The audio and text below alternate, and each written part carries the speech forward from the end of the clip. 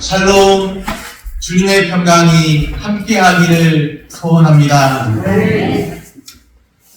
사사 삼손이 죽고 나니까 마치 사사기가 끝이 난 것처럼 느껴집니다. 저만의 느낌일까요? 사사기 전체는 크게 세 부분으로 구성되어 있습니다. 서론, 본론, 결론 이렇게 세 부분으로 구성되어 있는데, 서론에서는 사사들이 등장하기 전까지 사사시대 배경에 대해 말씀합니다. 사사시대 배경, 서론에. 본론에서는 이제 사사가 등장하는데 온니엘에서부터 삼손까지 사사들의 이야기를 하죠.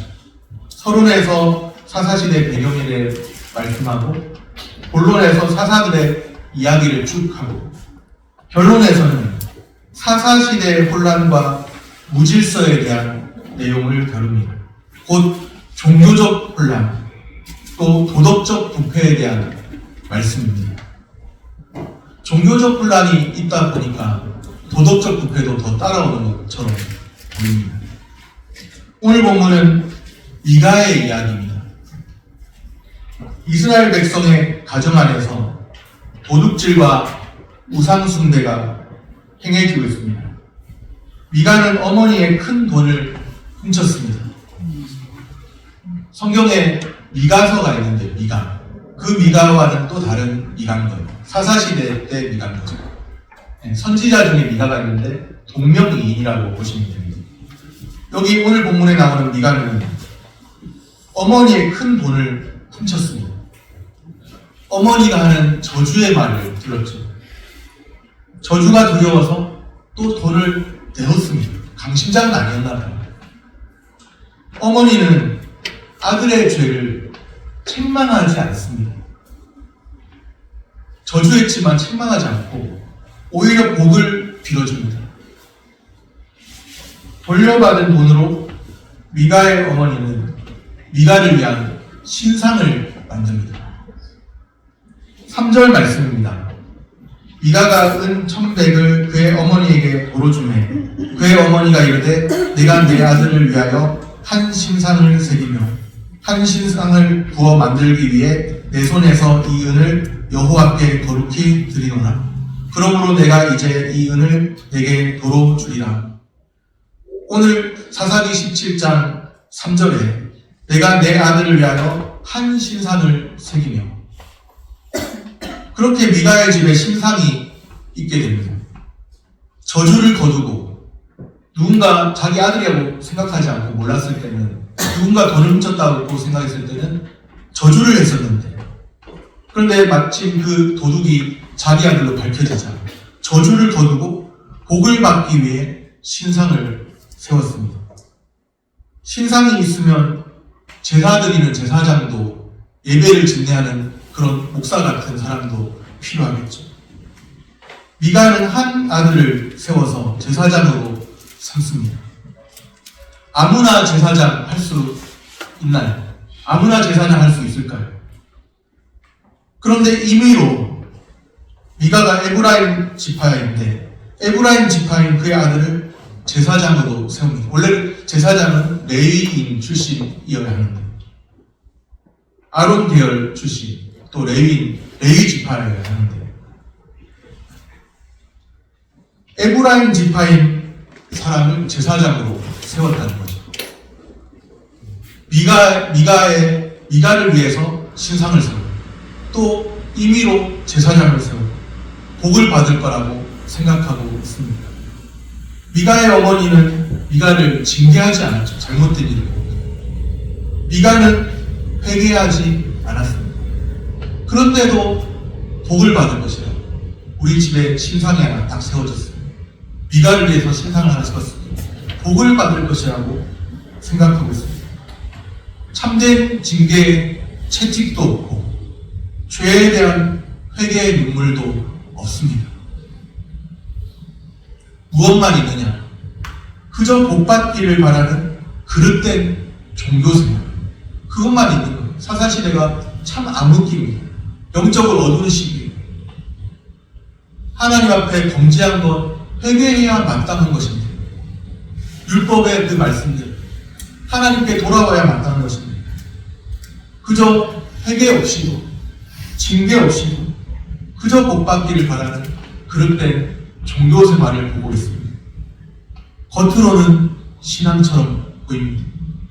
그런데 잘못된 모습 많이 있다는 것이죠. 사사시대의 타락상이 그대로 드러나고 있습니다. 사사기 기록자는 이 사건에 대한 해석을 분명하게 바라고 합니다. 이것이 사사기 전체의 핵심과도 같은 말씀입니다. 6절 말씀입니다. 6절 말씀 한 목소리로 같이 읽겠습니다. 그때에는 이스라엘에 왕이 없었으므로 사람마다 자기 소견에 옳은 대로 행하였더라. 사람마다 자기 소견에 옳은 대로 행하였더라. 이것이 사사기 전체에 흐르는 핵심 키와도 같은 그런 말씀입니다. 사람마다 자기 소견에 옳은 대로 행하였다. 자기 소견대로 행하는 신앙입니다. 여호와 하나님 한 분만이 유일하신 참 하나님이시다. 하나님 중심으로, 여호와 중심으로, 하나님 중심으로 살아야겠다. 그런 신앙이 아니고 신상도 세울 수 있고, 신상이라고 해서 딱 세워놓으면 그 신상으로 인해서 복받는 줄 알고, 하나님이 우상을 새기지 말라고 하셨는데 어떤 형상도 만들지 말라고 해요.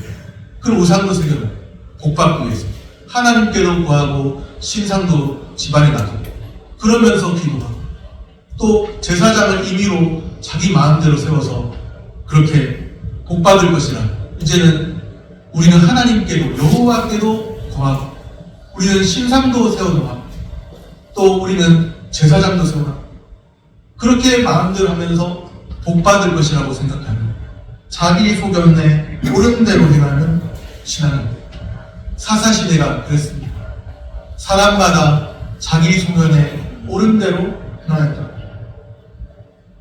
주 안에서 사랑하는 여러분, 이 말씀이 그저 사사시대만의 말씀입니다. 오늘 우리 시대의 이야기는 아닐까요? 우리는 하나님의 말씀 앞에서 하나님 중심으로 살려고 애쓰고 몸부림치고 사람마다 자기 소견에 옳은 대로 행하는, 오늘 우리에게는 자기 소견에 옳은 대로 행하는 그런 모습이 없을까요? 겉으로는 신앙처럼 보입니다. 그런데 내면을 들여다보면 하나님 말씀 중심의 신앙이 아닌 거예요. 하나님 중심의 신앙이 아닌 거예요. 그냥 내가 생각하는 그 범위 안에서 그냥 이 정도로 그냥 그렇게 만족하면서 신앙생활 잘 하고 있다고 생각하는 그런 모습을 보고 있는 겁니다. 하나님의 말씀대로 하지 않으면서도, 회개할 줄 모르면서도 복받을 것이라고 생각하는 그런 모습을 보고 있습니다.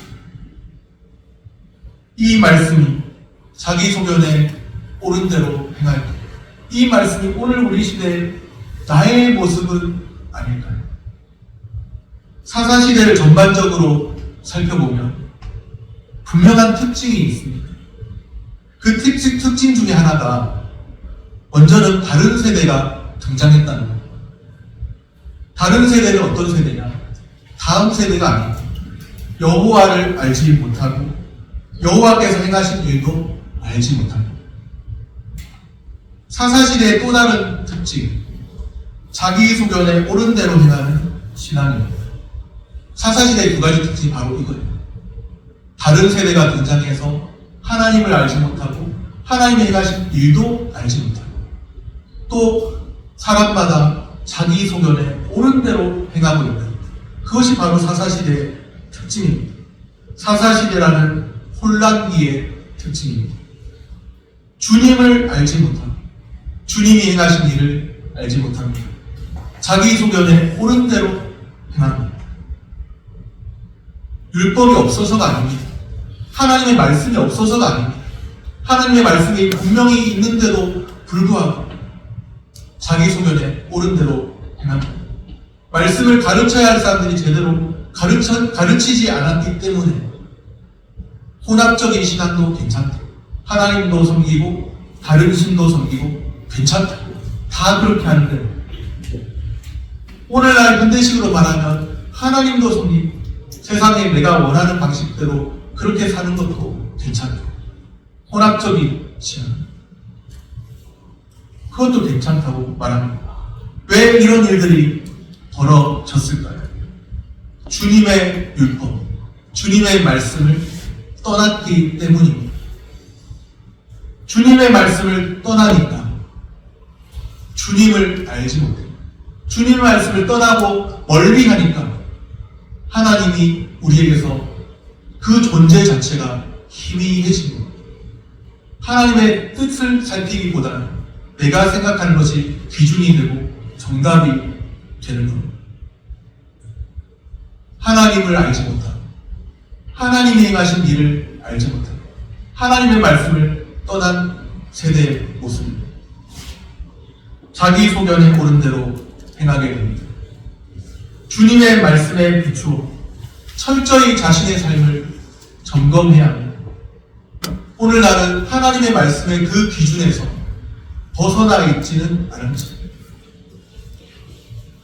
이 말씀을 들으면서도 어쩌면 어떤 분들은 마음속으로 참견하듯이 말하는 분이 계시죠. 어느 정도만 하면 되는 거지. 어떤 사람이 그렇게 완벽하게 살 수 있느냐. 그러실 분이 계실지도 몰라요. 그러나 하나님 말씀을 대하는 우리는 그 앞에서 내가 완벽한가 완벽하지 않은가, 내가 하나님 말씀대로 얼마나 살았는지를, 얼마나 몸부림쳤는지를 돌아봐야 합니다. 네. 주님 말씀에 비추어 보아서 나를 먼저 비추어 봐야 돼. 내 기준을 고집하지 않고, 내가 볼 때는 이렇다, 내가 생각할 때는 이렇다, 내가 생각하기에는 이렇게 해도 괜찮다, 내 기준을 고집하지 않고 하나님 말씀의 기준에 자신을 비추어 보아서 철저히 자신의 삶을 점검해야 합니다. 네. 오직 성경으로 자기 소견대로 행하는 신앙에서 돌이켜 말씀 중심의 신앙을 회복하시기를 바랍니다. 네. 자기 소견대로 행하는 신앙입니다. 그렇다고 해서 여호와를 전혀 부르지 않았을까요? 그 시대 사람들이 여호와를 부르지 않았어요. 여호와를 불렀습니다. 2절 끝에 보면 미가의 어머니가 말하죠. 내 아들이 여호와께 복받기를 원하노라. 신상을 집에 세워두고도 여호와의 이름을 불러요. 그 시대가 혼란하다는 것을 보여줍니다. 기준이 무너졌다는 것을 보여줍니다. 하나님 말씀은 분명히 있는데 기준을, 하나님 말씀을 떠난 거예요. 기준이 무너졌어요. 내 아들이 여호와께 복받기를 원한다. 잘못을 징계하지도 않고 회개도 없고 형식적으로 하나님의 이름을 부르고 있는데 복받기는 원하고 있어요. 미가와 미가 어머니의 신앙은 여호와를 입술로만 부를 뿐입니다. 오직 여호와 한 분만을 유일하신 살아계신 참 하나님으로 인정하고 경외하는 순수한 신앙, 세상적인 방식과 섞이지 않은 순수한 그 신앙을 지키지 못했습니다. 오늘 우리 식으로 말하면 하나님 중심의 신앙을 지키지 못합니다. 하나님의 이름도 부르고 하나님 하면서 하나님의 이름도 부르고 내 마음대로 살고, 그런데 중심은 나 중심이고, 그게 바로 사사시대의 혼란기의 특징입니다. 어쩌면 오늘 우리가 하나님 중심으로 살고 있지 못한 우리의 모습입니다. 순수한 신앙, 하나님 중심의 신앙을 지키지 못했습니다. 이방 종교와 혼합된 신앙이죠. 세상적인 방식과 혼합된 신앙이죠. 자기 소견대로 행하는 신앙, 혼합된 신앙입니다. 순전한 신앙, 순수한 신앙이 아닙니다. 하나님도 믿고 하나님 안 믿으면 왜요? 왜 안 돼요?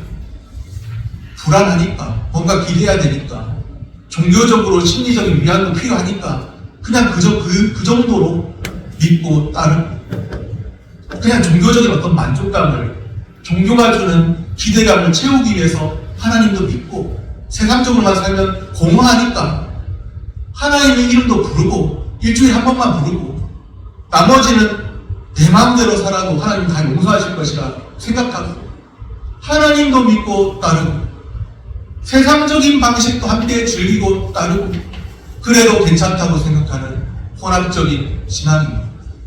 하나님 말씀이 내게 무엇이라는지 전혀 돌아보지 않는, 말씀에서 벗어나 있는 말씀 중심의 신앙이 아닌 모습입니다. 미가는 레위 사람만 받을 수 있는 제사장 직분을 자기 아들에게 주었죠. 생각해보니까 뭔가 찝찝한 구석이 있습니다. 이래도 괜찮긴 한 건가? 찝찝한 구석입니다. 자신의 행동이 율법에 저촉될 것이라는, 하나님 말씀에 벗어나 있을 것이라는 뭔가 양심이 찌르는 소리가 들려옵니다. 이래도 괜찮은 건가?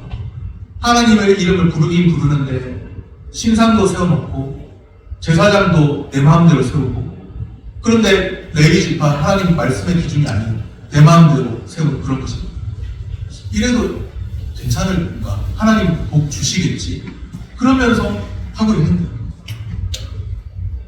그런데 마침 찝찝한 그 찰나에 레위인 청년 한 사람을 만나게 됩니다. 그를 자기 집에 제사장으로 삽니다. 자기 집의 제사장. 어떤 전체 이스라엘의 하나님의 제사장입니다. 이제는 구색이 맞추어졌다 여겨졌습니다. 미가가 하는 말이 무엇일까요? 13절 말씀입니다. 그 13절 말씀 같이 한 목소리로 읽겠습니다. 이에 미가가 이르되 레위인이 내 제사장이 되었으니 이제 여호와께서 내게 복 주실 줄 아노라 하니라. 레위인이 내 제사장이 되었습니다. 이제 여호와께서 내게 복 주실 줄 아노라. 미가의 어머니도 2절 끝에 보면요, 내 아들이 여호와께 복 받기를 원하노라. 돈을 훔치고 했었는데 저주를 거두고 복 받기를 원하노라 그러더니 미가도 그런 말을 합니다. 레위인 이제는 내 제사장이 되었다. 이제 찝찝한 거 좀 사라졌다. 이제는 하나님 말씀 기준대로 레위 지파에서 제사장을 세웠으니까 좀 그래도 괜찮겠지. 이제는 여호와께서 내게 복 주시겠지. 그런데 레위인이 내 제사장이 되었습니다. 나의 제사장이 되었습니다. 하나님의 제사장이라고 부르지 않습니다. 나의 제사장이다. 제사장이 뭐하는 사람? 나를 위해서 종교적인 서비스 해주는 사람이지. 그런 식의 사고 같아요. 하나님의 제사장이라고 보지 않습니다. 미가 자신의 제사장이라고 말합니다. 그만큼 고용했으면, 그만큼 좀 지원해주는 게 있으면 종교적인 서비스 해주고 어떻게 생활하고 있는데 이 제사장이 내 제사장이, 레위인이 내 제사장이 되었습니다. 이제 여호와께서 내게 복 주실 줄 아노라. 엄청난 말 같지 않습니까? 나의 제사장, 하나님의 제사장을 보지 않는 레위 지파로 함부로 막 쏟아놓고, 레위인을 제사장으로 세웠다고 하나님께서 복 주실 것이라 믿는 어리석음, 잘못 살고 있는데 복 주실 줄 안다고 합니다. 회개가 없었잖아요. 회개가 있었다는 기록이 없잖아요. 하나님의 이름만 부를 뿐이지 회개했다는 기록이 없잖아요. 말씀 앞에 돌이켰다는 그런 기록이 하나도 없습니다. 그저 내 소견에 오른 대로 그렇게 하고 있습니다. 그러면서도 하나님이 이제는 복 주시겠지. 내가 그래도 기도는 하자. 내가 그래도 헌금은 하자. 그런 식인 중심은 안 바뀌었는데, 중심은 안 바뀌었는데, 하나님 중심으로 바뀌지 않는, 하나님 말씀이 내 마음 중심을 딱 차지하고 있지 않은데, 주변에 있는데, 일주일 중에 한 번만 예수의 이름을 부를 뿐이고 6일은 내 마음대로 살고 있는데 이제는 하나님이 복 주시겠지. 중심이 안 바뀌었는데도 그러고 있습니다. 자기 만족과 자기 안위만, 자기 소견대로 행하는 삶을 살면서 하나님의 복을 바라고 있습니다. 이렇게 해도 나는 어느 정도는 하고 있으니까, 어느 정도는 하고 있습니다. 주님의 기준은 그런 것 아닙니다. 죽도록 충성하고, 못하는 대로 하나님 내가 부족해서 못합니다. 내가 못하고 있습니다. 그래도 하나님 말씀대로 살려고 몸부림치고 기도합니다. 그러면 하나님께서 긍휼히 여겨주실 것입니다. 스스로 만족하면서 나는 어느 정도 하고 있다. 나는 어느 정도로 봉사하고 있다. 봉사도 중요하고 다 중요한 거 맞지만 정말 중요한 것은 중심이 바뀌어야 한다. 하나님 중심으로 바뀌어야 한다는 것입니다. 그러지 못하면서 스스로 만족하고 있는 하나님이 복 주실 것이라 여기는 그런 모습입니다. 사사시대를 사는 이들의 한계 같아요. 세상과 혼합된 신앙이 되지 않아야 합니다. 순전한 신앙을 지키며 사시기를 바랍니다. 하나님 말씀 중심의 신앙을 회복하시기를 바랍니다. 말씀을 정리합니다. 주님의 말씀에 비추어 철저히 자신의 삶을 점검해야 합니다. 세상과 혼합된 신앙이 되지 않아야 합니다. 내 생각이 기준인가요?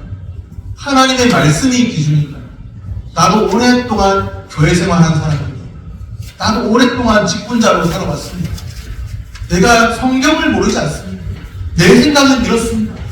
내 생각이 기준인가요? 하나님의 말씀이 기준인가요? 내 경험이 기준인가요? 하나님의 말씀이 기준인가요? 오직 성경으로 순전한 신앙으로 사시기를 축복합니다. 이 말씀을 전하는 것은 여러분이 잘못하고 있다 이것이 아닙니다. 순전한 하나님의 말씀으로 회복되기를 소원하는 그 마음에서 이 말씀을 전하고 있음을 아십니다. 하나님 말씀 중심으로 회복되는 우리 모든 성도님들, 저와 여러분 되시기를 축복합니다.